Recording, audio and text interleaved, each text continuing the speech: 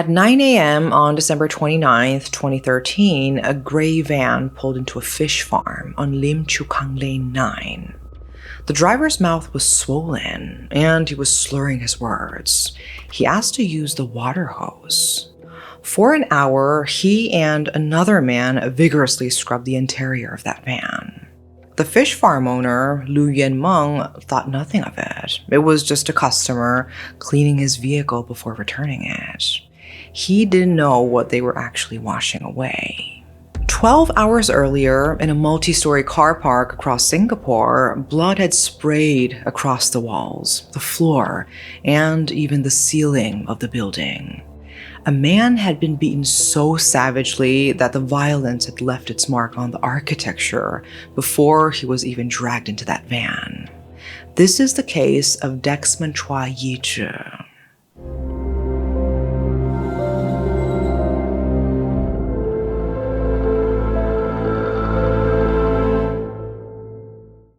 Chua Chun-seng, 65, awoke at 2 a.m. on December 29, 2013. His son wasn't home. Dexman, 37, had left for dinner the night before. And it was unusual. He never stayed out late, and he always called. But this time, there was nothing. By 1 p.m., the father couldn't wait any longer. He drove to the car park at Block 429A, Chua Chu Kang Avenue 4, where Dexman usually parked.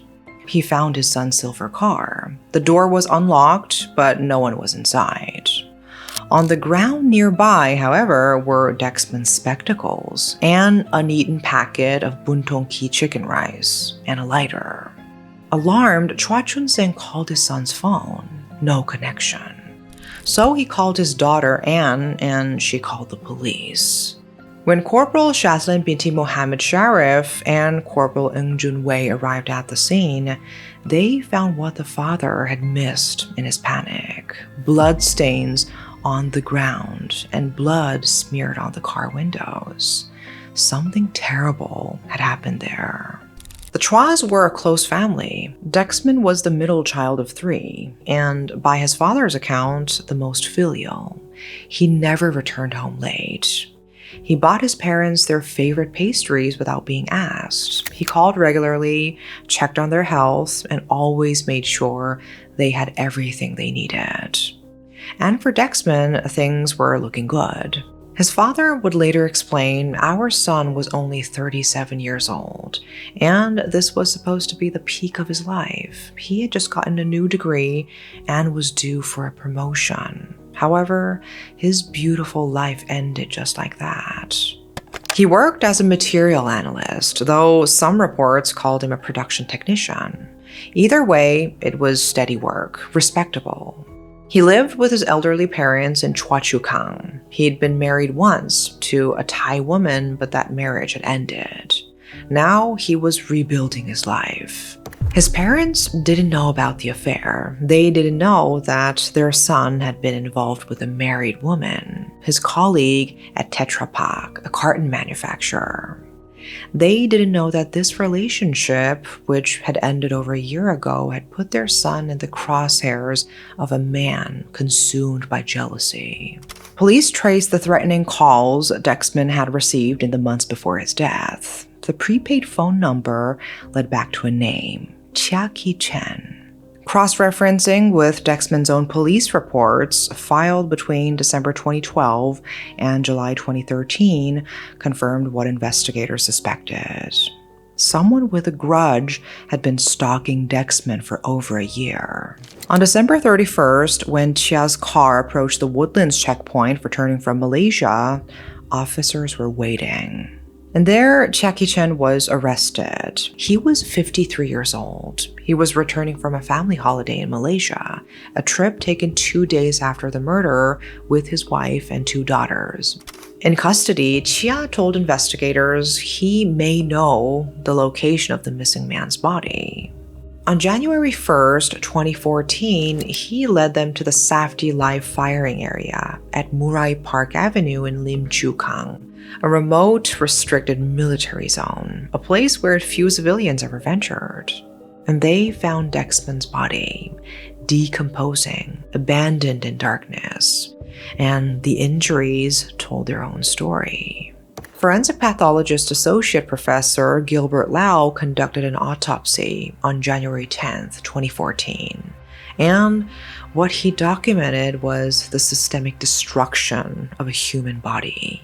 Almost every bone in Dexman's face was fractured, his jaw was broken, his eye sockets shattered, the ribs on his right cracked. The fractures came from multiple blows, delivered with great force. This wasn't a fight, this was an execution. There were also injuries consistent with electrocution. Someone had used a stun device to incapacitate him before the beating began. The prosecution would later describe it plainly. Chia and his accomplice set upon him in a vicious and unbridled manner.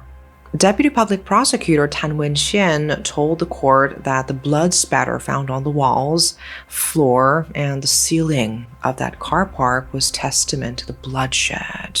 The violence continued after he was dragged into the van. Blood sprayed upward, staining the white ceiling as blows rained down.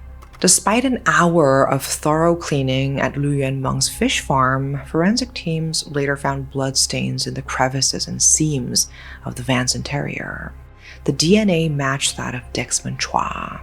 Chia Ki-chen was a businessman who owned a fish farm in Indonesia. He was a family man, living in Singapore with his wife, Serene Go Yen-hun, 47, and their 2 daughters. What Serene didn't know for years is how much of a family man Chia was. In Indonesia, he had a whole other family, another wife and 3 more children, aged 10 to 13. When Chia testified about this in court, he mentioned it casually, noting he had revealed this second family to Serene back in 2011. Affairs are very common in Singapore, he said. His flippant attitude in regards to his own infidelity was especially surprising, considering how he handled the unfaithfulness of his wife. Serene and Dexman first became colleagues at Tetra Pak in 2007. That year, Dexman began offering to drive Serene home after work. Over time, those car rides became longer, detours for coffee, for dinner. Conversations deepened. By July 2011, the relationship had become physical. They had sex in Dexman's car, at his home, in hotels. Dexman was still married at the time. Neither Dexman nor Serene had intended for it to happen, but loneliness and proximity have their own logic. In November 2012, Chia discovered the affair. He found text messages on Serene's phone. Serene confessed she ended it with Dexman.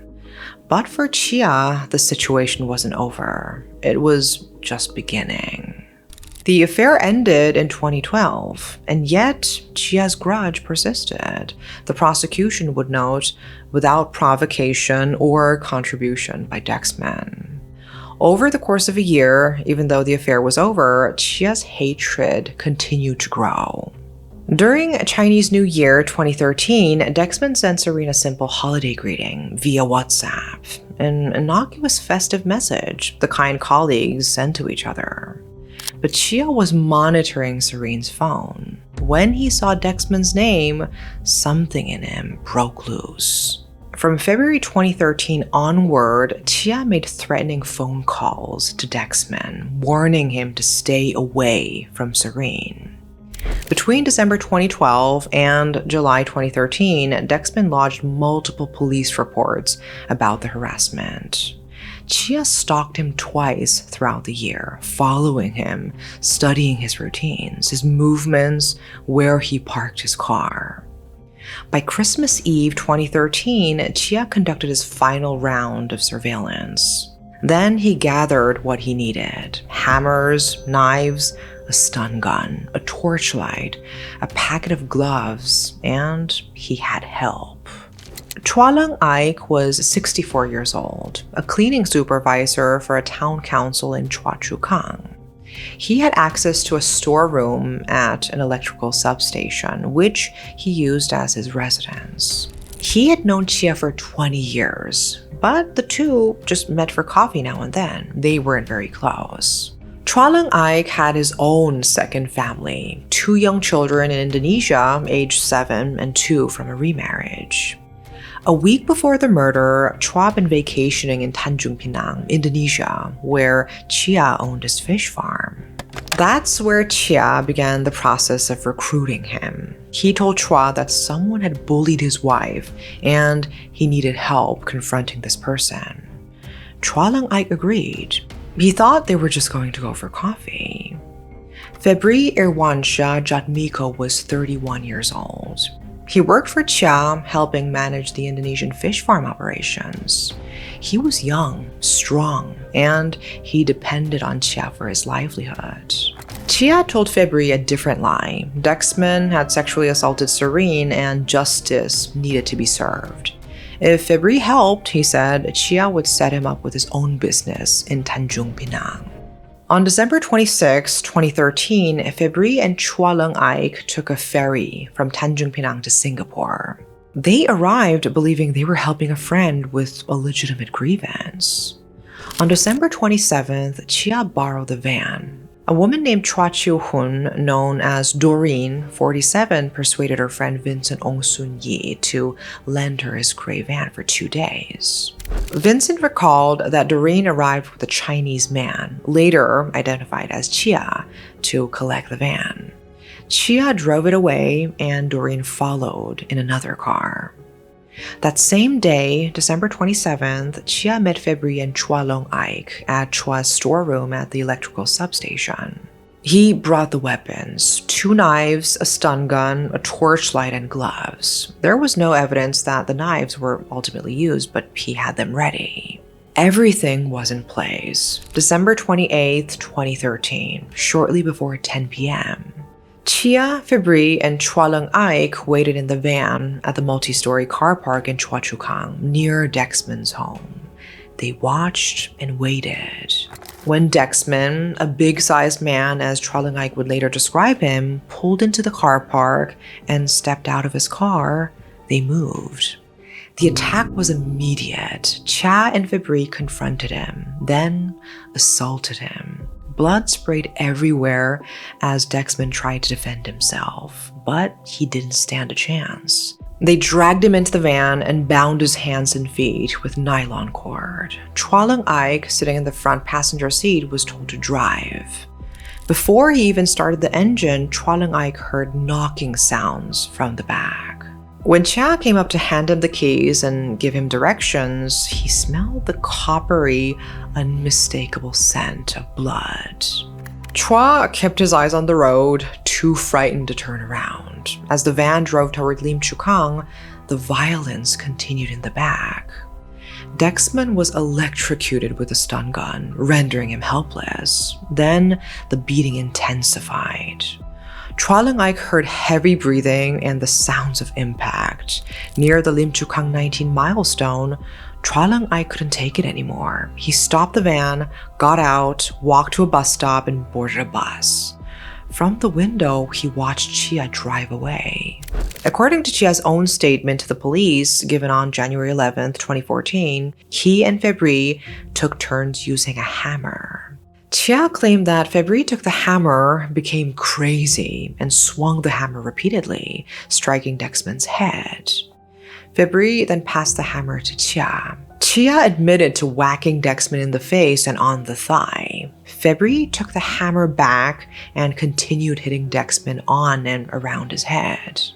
Associate Professor Lau, when examining the body, found no significant injury on Dexman's thighs, but noted the fractured ribs on his right side.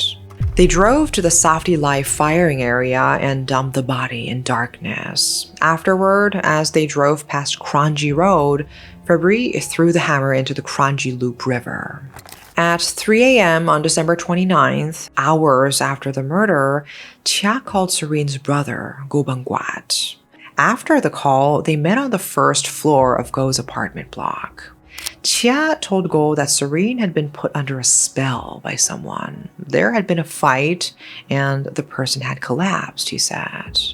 What Chia actually wanted was help with moving a body. Go told him he couldn't do anything illegal and went back to bed.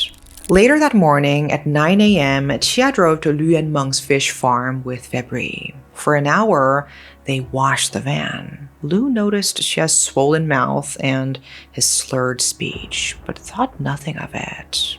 He asked why they were taking so long. Chia said he wanted to make sure the van had been properly cleaned before returning it. At 2 p.m., Chia refueled the van and returned it to Vincent Ong.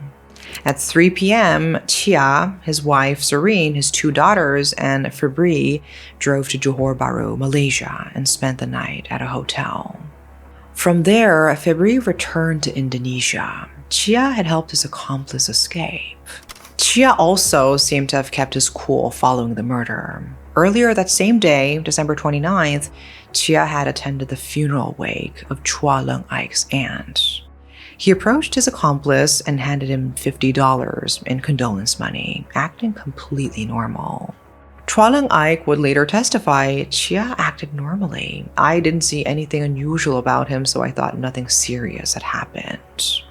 Chia was charged with murder on January 1st, 2014.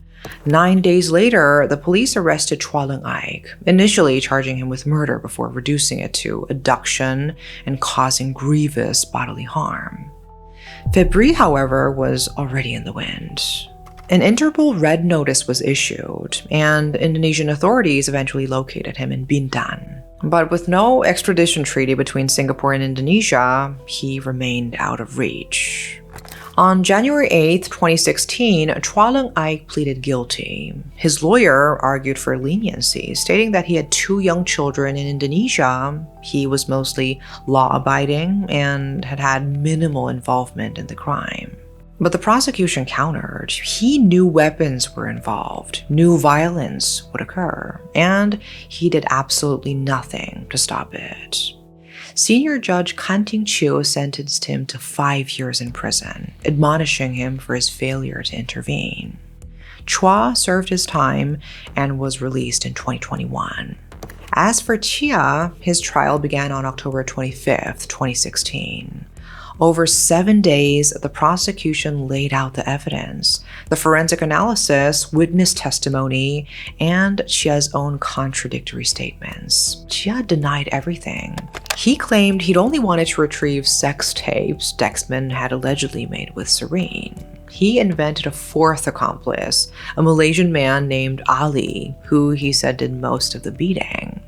The prosecution demolished him. Neither Febri nor Chua Leung Ike had mentioned anyone called Ali.